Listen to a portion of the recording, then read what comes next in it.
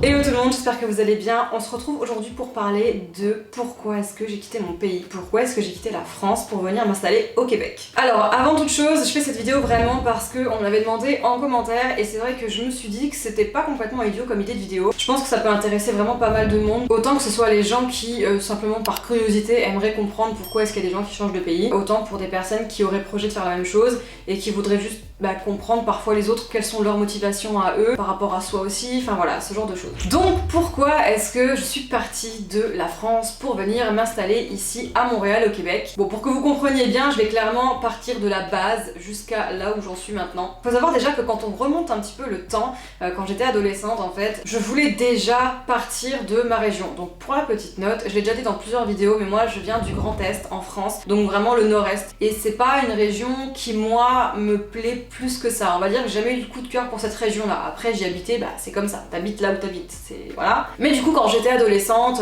j'avais genre, je sais pas moi, entre 12 et 15 là, j'arrêtais pas de me dire plus tard je partirai dans le sud de la France, plus tard je déménagerai, je resterai pas ici, c'est nul, c'est machin, c'est ci, c'est ça. Et en fait j'avais clairement dans ma tête le projet de partir dans le sud de la France.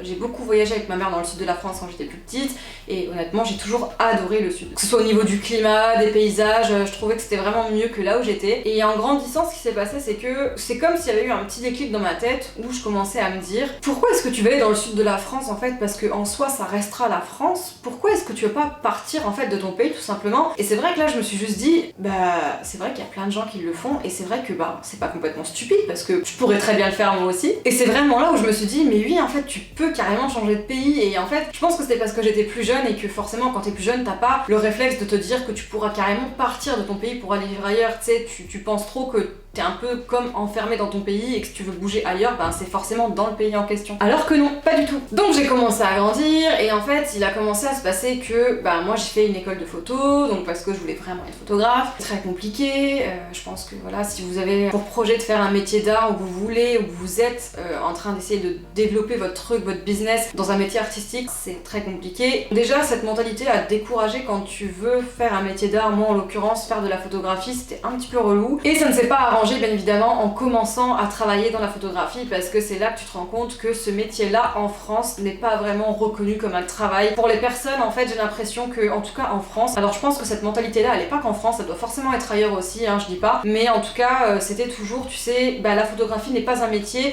et pour les gens tu ne peux pas vivre de ta passion, ce n'est pas compatible. Un travail ce n'est pas un hobby, une passion, non, mélanger les deux ça n'existerait pas. Alors que si, je suis désolée mais il y a des personnes qui arrivent très bien à vivre de leur passion, c'est juste très bien pour eux et il faut justement les féliciter et les encourager à continuer. Donc déjà à ce niveau-là, au niveau de tout ce qui est professionnel pour moi, c'était pas quelque chose qui honnêtement me plaisait, cette mentalité, cette ambiance là qui était très chiante. Puis suite à ça, il y avait aussi tout ce délire de climat qui commençait vraiment à me peser. Quand j'étais plus petite, moi je me rappelle, quand j'avais genre 10 ans, je me rappelle qu'il y avait beaucoup de neige, je sais pas, c'était complètement différent, il y avait un hiver, il y avait un été, et là maintenant en fait c'est rendu à ce qui est que de la pluie, et j'en ai marre. Ça veut dire que, je sais pas moi, de novembre à avril il va pleuvoir quoi. Et t'as pas un rayon de soleil, attention, quand t'as un rayon de soleil, tout le monde est collé à la vitre. Et ça moi je peux plus, sérieusement, c'était déprimant. Tu sais que t'as 2 mois d'été à tout casser et que tout le reste du temps il va pleuvoir. En fait c'est ça, c'est de la pluie. J'ai même l'impression qu'il y a comme une saison des pluies maintenant. Et honnêtement pour le moral et tout, zéro. Après si vous voulez aussi, j'habitais dans une petite ville à la base et ensuite je me suis greffée, j'ai grandi, j'ai fait mes études, puis j'ai commencé à travailler donc dans une ville qui s'appelle Metz, proche de Nancy, si jamais ça parle plus à des personnes, peut-être Nancy, mais honnêtement t'as vite fait le tour je trouve. J'étais pas épanouie, puis j'ai quand même bien travaillé à Metz et je connaissais quand même pas mal de monde au final, mais j'avais vraiment l'impression que c'était toujours les mêmes gens, que c'est toujours la même chose, toujours les mêmes endroits à aller fréquenter parce que t'en as pas non plus 46 000 endroits différents, tu sais, tu fais vite le tour, puis après tu sais, à part retourner là où t'es déjà allé, je vois pas trop ce que tu peux faire. Hormis sortir de la ville, forcément, mais bon là du coup, quand tu vis quelque part, tu sais, tu fais un peu ta vie tout autour de cette ville-là ou des alentours. Et j'étais clairement pas épanouie en fait, vraiment autant que ce soit sur ma vie professionnelle que sur ma vie personnelle, en fait, sur ma vie sociale. J'ai mes amis de France, avec qui je suis toujours en contact évidemment. C'est vraiment la seule chose qui faisait que je me sentais bien. C'est la famille et les amis. À part ça, tout autour, honnêtement, ça me saoulait. Et je me suis juste dit, mais pourquoi est-ce que tu te forcerais à rester ou à essayer de t'épanouir ici alors que tu sais très bien que ce sera jamais le cas. Tu seras jamais heureuse ici. Je me suis juste dit ben ok, il faut que je parte. Puis en fait je réfléchissais clairement à où est-ce que je vais aller, parce que c'est bien beau de se dire ouais ok tu pars, mais tu pars où, tu pars comment, tu claques pas des doigts et puis t'arrives dans un autre pays quoi. Non, c'est pas du tout comme ça que ça marche. Donc c'était compliqué parce qu'il fallait vraiment savoir où aller. J'ai mis du temps à trouver. En fait j'ai pas vraiment cherché de toute façon, mais c'est juste que ça a mis du temps à venir dans ma tête, et c'est venu parce que j'étais tombée sur un truc sur les réseaux et puis j'avais vu un article qui parlait de tous ces Français là qui vont s'expatrier au Québec. Et sur le coup je m'étais jamais penchée vraiment sur le Canada parce que je sais pas, j'avais jamais pensé au Canada en fait. Et j'ai une de mes meilleures amies qui veut partir vivre au Canada, et elle ça fait longtemps que c'est prévu. J'ai une autre de mes meilleures amies qui elle a déjà vécu 6 mois au Québec. C'est vrai qu'elles avaient déjà toute leur expérience avec le Canada, mais malgré ça je m'étais jamais dit tiens et si toi aussi pourquoi tu irais pas vivre une expérience là-bas. Pas du tout. Mais quand j'ai lu cet article là je me suis dit mais c'est vrai que c'est pas complètement stupide. Juste comme ça je me disais déjà t'as pas la barrière de la langue parce que c'est français-anglais et majoritairement français au Québec, donc c'est vrai qu'à ce niveau là t'as l'impression d'apprendre une autre langue, t'as déjà la langue française qui est là, et ça je suis désolée mais c'est un plus incroyable. Du coup je m'étais dit pourquoi tu te pencherais pas un petit peu sur ça, d'abord te renseigner parce que c'est bien beau de parler français là-bas, mais je veux dire si ça te plaît pas, si c'est pas un endroit où tu pourrais te projeter et t'imaginer, ça sert à rien. Alors j'ai commencé à me renseigner un petit peu sur le Québec, j'ai regardé un petit peu les villes déjà qu'il y a, parce que bon alors je vous dis tout de suite, il y a pas que Québec et Montréal comme ville au Québec, pas du tout, mais c'est sûr que voilà quand tu pars de quelque part, moi en tout cas je vais dans une petite ville et je voulais vraiment me retrouver dans une grande ville avec plus d'opportunités, une ville plus dynamique, plus jeune, je me sentirais un peu plus vivante on va dire. Et donc je m'étais renseignée un petit peu sur Québec et Montréal parce que c'est les deux plus grosses villes qu'il y a au Québec, et entre les deux j'ai très vite déterminé ce qui était susceptible de me plaire le plus en fait. Et clairement c'était Montréal. Alors pourquoi Montréal? Les deux villes sont magnifiques, les deux villes ont un charme complètement différent mais très très beau, deux très belles villes. J'ai choisi de me pencher un petit peu plus sur la ville de Montréal et de me renseigner un petit peu. J'ai commencé à regarder des vidéos sur YouTube, j'ai commencé à regarder des articles, j'ai commencé à regarder des vidéos, des textes en fait dans les forums que les gens disaient un petit peu par rapport à leur expérience, comment ils l'avaient vécu. Donc voilà, je commençais un petit peu à y penser mais tranquillement, et c'est vrai que c'était comme si j'avais planté une graine dans ma tête et qu'à partir de là,